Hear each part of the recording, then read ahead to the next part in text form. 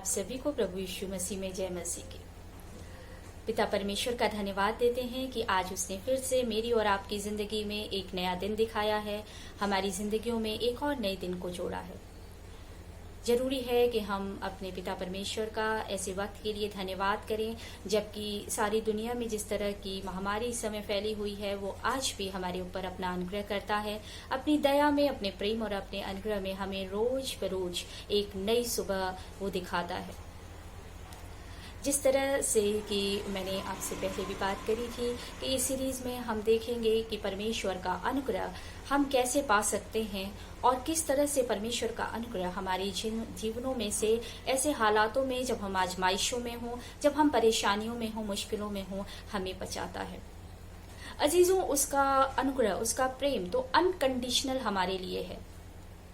वो हमसे कुछ नहीं कहता करने के लिए, लेकिन फिर भी ये हमारी जिम्मेदारी बनती है, ये मेरा और आपका फर्ज है कि हम उस बात को समझें, उसके अनुग्रह को यूं ही फॉर ग्रांटेड नहीं लें। हम उस बात को समझें कि आखिर जब वो हमारे ऊपर, जबकि हमें इतनी लियाकत नहीं है, हम इस काबिल नहीं है, फिर भी वो हमारे ऊपर अपना अनुग्रह दिन बर दिन करता जाता है। हर रोज वो अपना अनुग्रह मेरी और आपकी जिंदगी में करता है, और खास करके ऐसे हालातों में जबकि हर तरफ परेशानियां हैं, महामारियां हैं। आज के जो वचन से मैं आपके साथ शेयर करना चाहूंगी वो रोमियो 8 उसकी 1 से 17 आयत है, जहां पर अगर हम देखते हैं तो परमेश्वर का वचन पवित्र आत्मा के द्वारा हमारा जो जीवन है उसके बारे में बात करता है। पूरा चैप्टर अगर हम पढ़ेंगे तो यहाँ पर परमेश्वर से जिस तरह से हमें पवित्र आत्मा मिलती है उसके बारे में बात किया गया है कि जो मसीह में है उन पर दंड नहीं है। अजीजों, खास कर ये है कि जब हमारे ऊपर आजमाइशें आती हैं, हमारे जीवन में इस तरह के ट्रायल्स आते हैं, तो सबसे पहला क्वेश्चन मेरा और आपका ये होता है, परमेश्वर मैं क्यों? ये ट्रायल, ये आजमाइश मेरे जीवन में क्यों?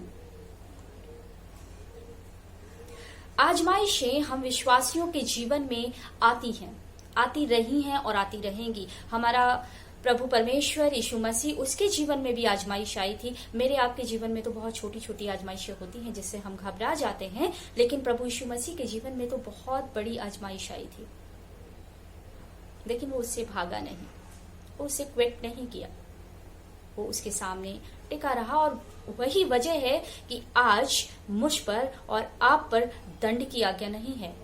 यही वजह है कि मैं और आप आज इस दुनिया में, आज हम बिना किसी डर के, हम अपने प्रभु यीशु मसीह पे विश्वास करके एक नई जिंदगी के लिए, एक इटर्नल लाइफ के ऊपर विश्वास करके कि हमें जिंदगी में यहाँ पर सिर्फ नहीं रह जाना, हमारे लिए एक इटर्नल लाइफ है, एक अनंत जीवन है, इस पर भरोसा करके हम इस दुनिया में रहते हैं। तो अजीजों, जरूरी है कि जब इस तरह के हमारे हालात होते हैं, इस तरह की आजमाइशें होती हैं, तो हम सिर्फ और सिर्फ परमेश्वर के वचन पे अपनी आंखों को लगाएं। बुराई में भी अच्छाई को लेकर के आना, बुराई में भी अच्छाई को सामने निकालना, ये मेरे और आपके, हम विश्वासियों के जीवन की एक पहचान है, और अगर नहीं है तो होनी भी चाहिए। आजमाइशें, बुराइयां, आफतें, ये सब कुछ आती रहती हैं, सब कुछ, जीवन इनके बिना नहीं चलता। लेकिन जरूरी है कि जब ये आती हैं तो हम इनमें से किस तरह से निकलें, ये हमें आना चाहिए। हर एक इंसान के साथ हर एक चीज का एक टूल होता है, एक वेपन होता है। हमारे पास भी एक टूल है, एक वेपन है। जरूरी है कि हम उसको समझें, और जरूरी है कि हम उसके ऊपर अपनी नजरों को टिकाएं, उस पर विश्वास करें। जब हमारे जीवन में परेशानियां आती हैं तो इस सवाल के बाद, परेशानियां बहुत सी हैं अजीजों, और आज के दिन में अगर हम देखें तो बहुत ही ज्यादा परेशानियां हैं। हमारी फाइनेंशियल परेशानियां हैं, हमारी बीमारियां अपनी परेशानियां हैं। ये जो एक बीमारी, एक महामारी हमारे जीवन में जुड़ी हुई है, वो एक परेशानी है। बहुत कुछ, अगर हम परेशानियों को गिनने बैठेंगे कि हमारे जीवन में क्या क्या परेशानियां हैं, तो सुबह से लेकर रात तक हो जाएगी, लेकिन शायद वो परेशानियों की लिस्ट खत्म नहीं होगी, उन ट्रायल्स की लिस्ट खत्म नहीं होगी। लेकिन जरूरी है कि जो ट्रायल्स जो हमारी जिंदगियों में आए हैं, उसको किस तरह से हम अपने जीवन से हटाएं, और उसका एक ही उपाय है, वो है परमेश्वर का वचन। जब हमारे जीवन में कोई भी ट्रायल्स आते हैं, कोई आजमाइशें आती हैं, कोई मुसीबत आती है, तो इस क्वेश्चन के बाद कि मेरे जीवन में क्यों, आखिर बार बार क्यों और क्यों ये आई, उसके बाद हम उसको रिस्पॉन्स किस तरह का देते हैं अजीजों, ये बहुत निर्भर करता है उस आजमाइश में पड़े रहने पर या उस आजमाइश से बाहर निकलने का।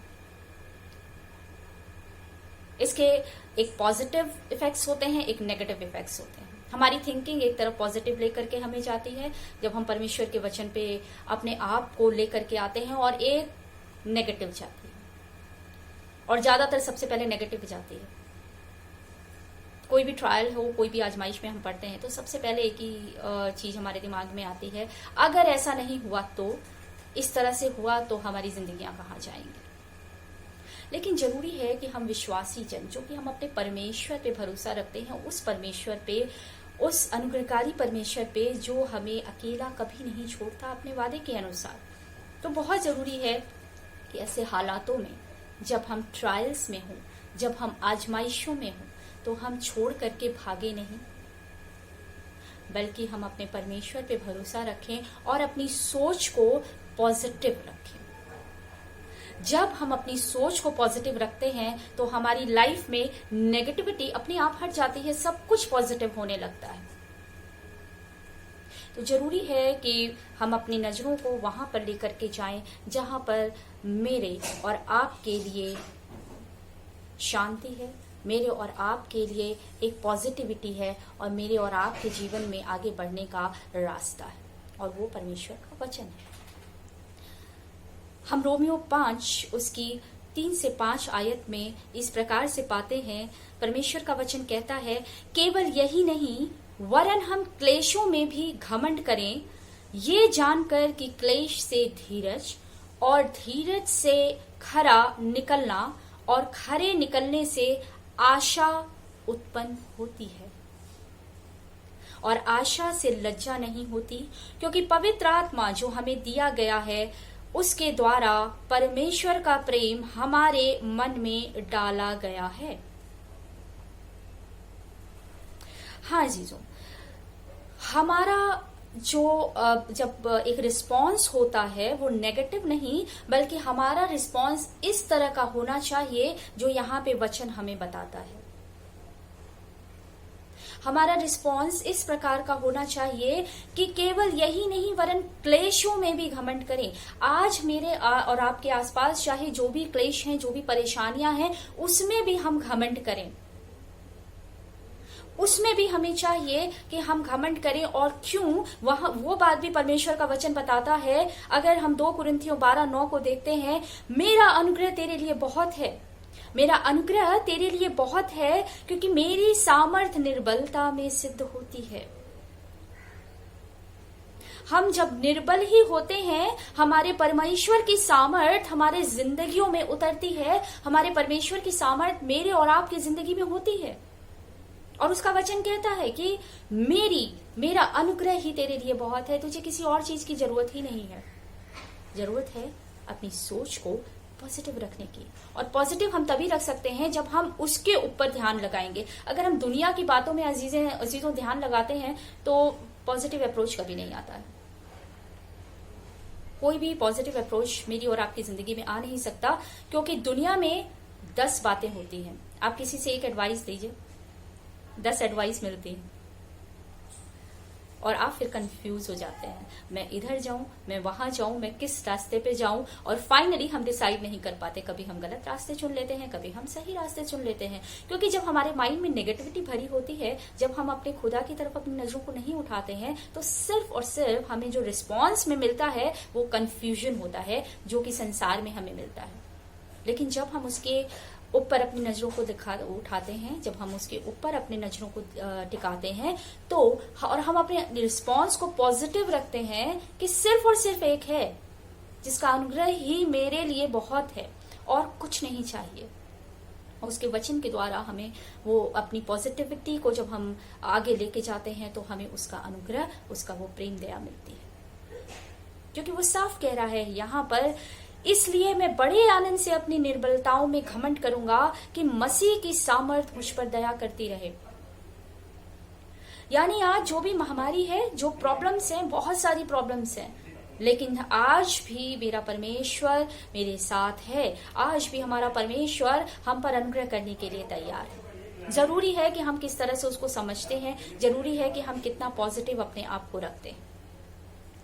तो आइए हम देखते हैं कि इस हालात में, ऐसी ट्रायल्स में, ऐसी आजमाइशों में किस तरह से हम अपने रिस्पॉन्स को पॉजिटिव रख सकते हैं, किस तरह से हम इन हालातों में उस एक अपॉर्चुनिटी को निकाल सकते हैं ताकि हम परमेश्वर के अनुग्रह को पा सकें। पहली बात, परमेश्वर का धन्यवाद करें। हाँ जीजों, हालात बहुत बार ऐसे होते हैं कि हम परमेश्वर का धन्यवाद करना भूल जाते हैं या उन हालातों में इतनी परेशान हो जाते हैं कि हम उसका धन्यवाद नहीं कर पाते। लेकिन एक विश्वासी के लिए बहुत जरूरी है, एक विश्वासी के लिए बहुत जरूरी है कि हम अपने जीवन में धन्यवाद करते रहें। उसने तो हमसे कुछ नहीं मांगा है, लेकिन ये हमारा फर्ज होता है कि हम एक छोटी सी छोटी बात के लिए उसका धन्यवाद करें, क्योंकि ये सृष्टि सिर्फ उसने बनाई है, मेरा आपका कुछ भी नहीं। तो जरूरी है कि हम उसका धन्यवाद करें। हम वचन भी हमें यही बात बताता है। अगर हम वचन में से देखते हैं, आप मेरे साथ इस वचन को देख सकते हैं, क्योंकि जो हमारा जीवन है, जो भी हमारा ये जीवन है, इसमें परमेश्वर के अनुग्रह के बिना कुछ भी अगर हम चाहें कि हम कुछ कर सकते हैं, तो हम उसके अनुग्रह, उसके प्रेम और उसके बिना कुछ भी हम करने के लायक नहीं रहते।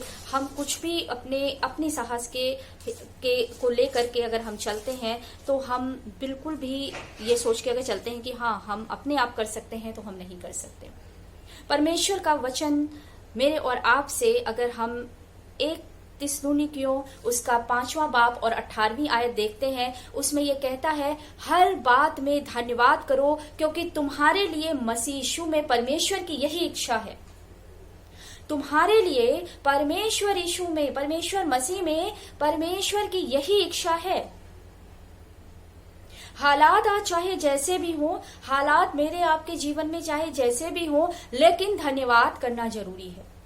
क्या ये बहुत बड़ा धन्यवाद का वजह नहीं? क्या ये बहुत बड़ी बात नहीं कि आज इस महामारी में, जबकि हमें पता नहीं कि हमारा ये जो दुश्मन है कोरोना वायरस है वो कहाँ छुपा है, हम बाहर भी जा रहे हैं, घरों में हमारे सामान भी आ रहे हैं, कहीं से भी वो आ सकता है, लेकिन फिर भी परमेश्वर का धन्यवाद हो, उसने हमें नई सुबह दिखाई है, उसने हमें अभी तक बीमारियों से दूर रखा है। तो जरूरी है, परमेश्वर का वचन कहता है, हर बात में धन्यवाद करो, हर बात में धन्यवाद करो, क्योंकि तुम्हारे लिए मसीह यीशु में परमेश्वर की यही इच्छा है। परमेश्वर हमसे यही इच्छा रखता है हमारे मसीह में कि हम उसका धन्यवाद करें। चाहे कैसे भी क्लेश हो, चाहे कैसे भी बातें हो, हमें उसका धन्यवाद करना है। परमेश्वर का वचन बहुत सी जगहों पर इस धन्यवाद के बारे में, इस क्लेशों के बारे में मेरे और आपके जीवन से बात करता है। बहुत सी ऐसी बाइबल में रेफरेंसेस हम पाते हैं जहां पे परमेश्वर के वचन ने मुझसे और आपसे ये बात करता है कि हम किस तरह से ऐसे परिस्थितियों में भी, ऐसे हालातों में भी हम धन्यवाद करें। अगर आप फिलिपियों 2 बाब और उसकी 13 से 15वीं आयत देखें, यहाँ पर परमेश्वर का वचन कहता है, क्योंकि परमेश्वर ही है जिसने अपनी सुइच्छा निमित्त तुम्हारे मन में इच्छा और काम दोनों बातों के करने का प्रभाव डाला है। दोनों बातों को करने का प्रभाव डाला है। आप में खुद वो इच्छा नहीं है, आप में खुद वो काम करने की सामर्थ्य नहीं है, वो सिर्फ परमेश्वर है जिसने इच्छा भी डाली है और प्रभाव भी डाला है। हम क्या करते हैं, हम अपने जीवन में बहुत कुड़कुड़ाने लगते हैं। थोड़ी सी भी आफतें आई, थोड़ी सी भी मुसीबत आई, हमारे हाथ पैर ढीले हो जाते हैं, हम बिल्कुल परेशान हो जाते हैं, निरुपाय से घूमने लगते हैं, ऐसा लगता है ये संकट कभी नहीं जाएगा, कुड़कुड़ाने लगते हैं। पुराने नियम में भी अगर आप जाइए और वहां देखिए तो खाना नहीं मिला, पानी नहीं मिला, थोड़ी सी दिक्कत हुई, इजरायली भूल गए, धन्यवाद करना भूल गए कि जहां तुम गुलामी में थे, जहां तुम इस तरह की परेशानियों में थी, तुम्हारा परमेश्वर वहां से तुम्हें निकाल के लाया है। उस बात को वो भूल गए। याद क्या रहा? आज खाना नहीं है, आज हम मर जाएंगे, आज हम इतना चल रहे हैं। अजीजों, मेरे और आपकी जिंदगी में बहुत बार ये हालात आते हैं। आज मेरे पास ये कमी घटी है, आज मुझे ये प्रॉब्लम हो गई, आज ये हालात हो गए हैं। कुड़कुड़ाना हमारे जीवन में एक आम बात हो जाती है। कुड़कुड़ाना, हालात थोड़े से भी इधर उधर डगमगाए हम कुड़कुड़ाने लगते। लेकिन परमेश्वर का वचन यहाँ मुझसे और आपसे कहता है, अगर हम 14वीं आयत को देखते हैं, सब काम बिना कुड़कुड़ाए और बिना विवाद के किया करो, ताकि तुम निर्दोष और भोले होकर टेढ़े और हटीले लोगों के बीच परमेश्वर के निष्कलंक संतान बने रहो, जिनके बीच में तुम जीवन का वचन लिए हुए जगत में जलते दीपकों के समान दिखाई देते हो। ये विश्वासी का जीवन है, एक कैरेक्टरिस्टिक है विश्वासी के जीवन की। मुझे और आपको कुड़कुड़ाना नहीं है।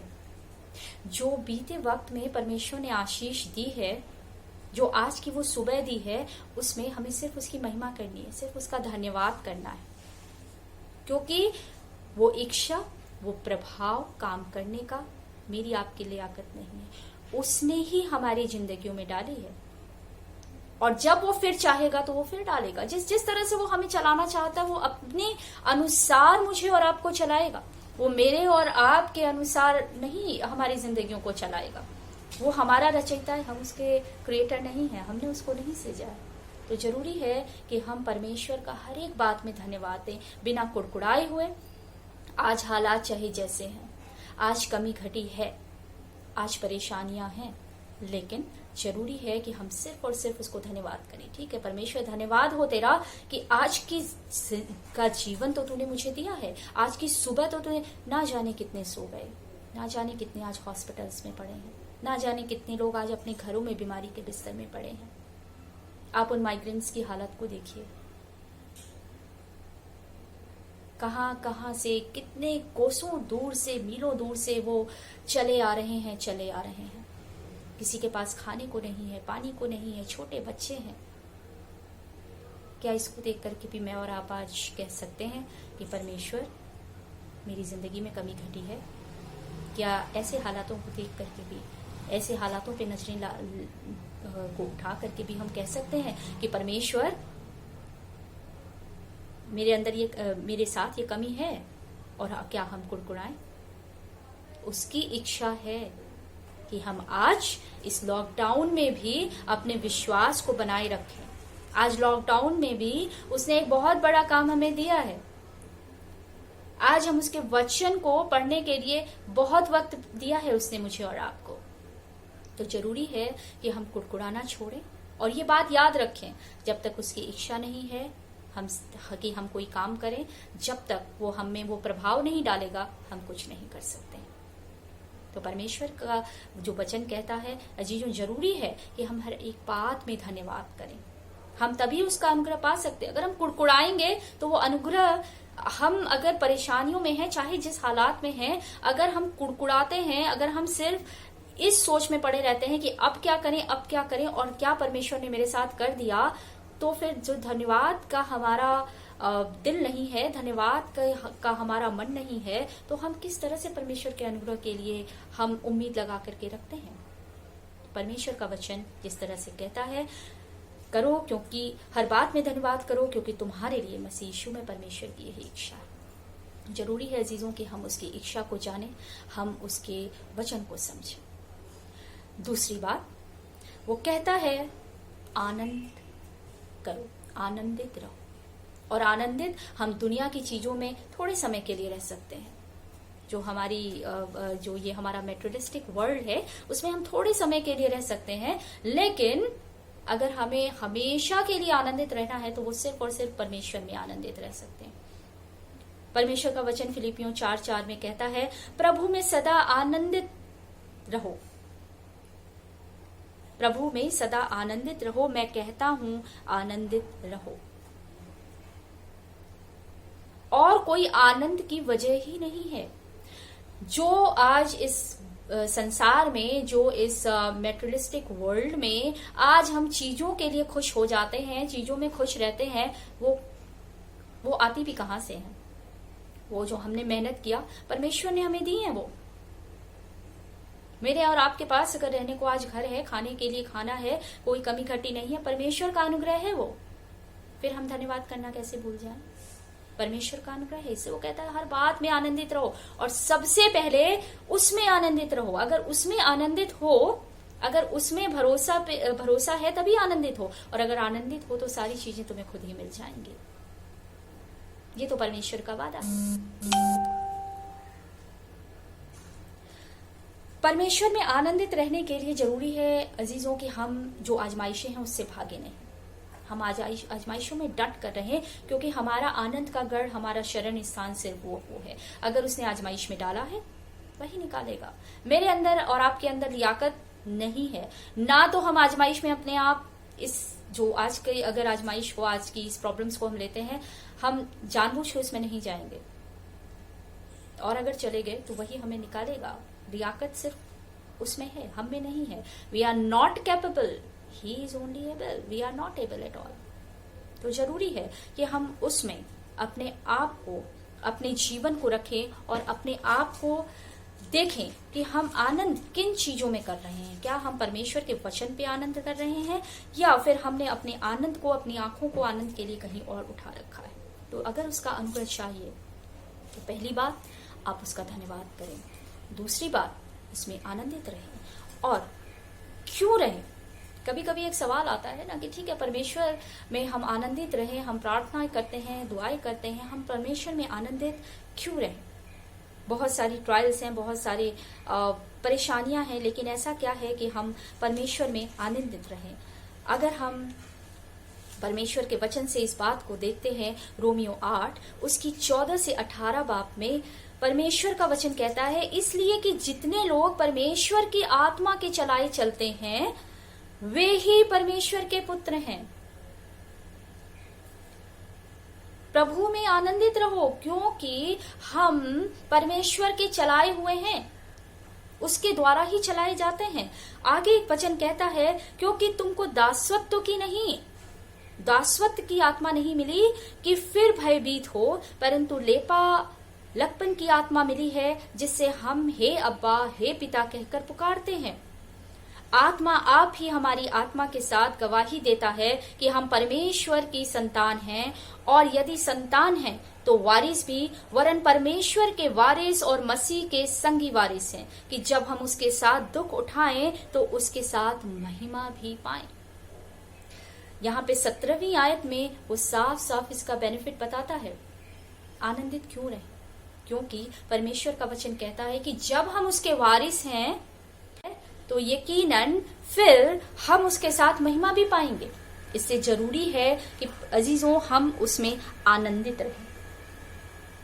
बहुत जरूरी है कि हम अपने जीवन को उसके ऊपर से, उसकी अपनी नजरों को उसके ऊपर से नहीं हटाएं।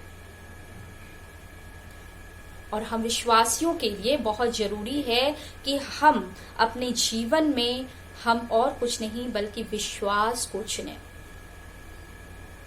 विश्वास को चुनना मेरे और आप के लिए जरूरी है, ना कि दुनिया की और चीजों को चुनना और चीजों में आगे बढ़ना।